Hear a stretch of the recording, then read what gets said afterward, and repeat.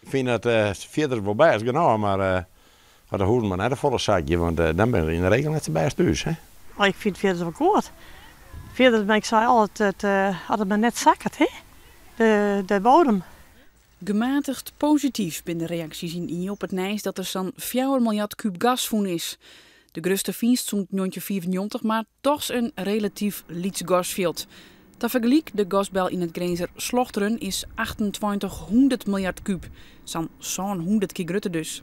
Toch ben de lietse gasvelden van grut belang, zat de naam. Als we die lietse velden net in ontwikkeling brengen, dan ben je nou het Grenzerveld bij Slochteren al leeg geweest. Dus die lietse velden zorgen ervoor dat we het Slochterenveld langer voor de toekomst kunnen gebruiken. Goed nieuws voor de Nederlandse schatkist. Ik al wil de NAM het bedrag net nemen.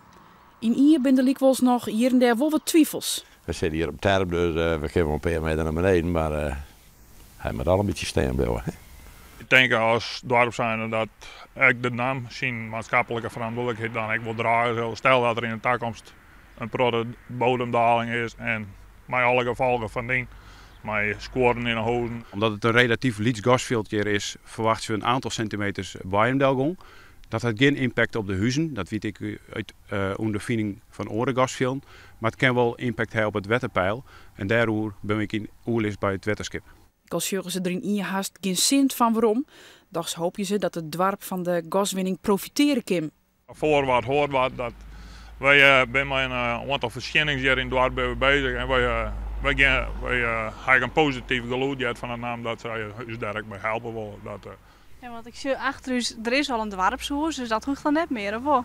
Nee, maar je kan ook denken in recreatieve verschijningen. Deze simmer wordt het aanzet, maar de gaswinning bij hier. De belangrijkste stap hebben we ouder de simmerhand. Toen hebben we je boord en toen heb ik daadwerkelijk het gas ontroffen. Nou, dat is mijn vrij grote installatie gebeurd. Die is al fut, dus al stielijk. Nu ben we bezig met de leiding onlis, nou eng weer ongeveer 3 kilometer leiding om het gas uit te vieren. En de laatste stap is dat we komende simmer een lietse unit plaatsen van ongeveer 2 meter hoog. En via is een onbemande locatie en de unit zal er voor zo'n 10 tot 15 jaar hier staan.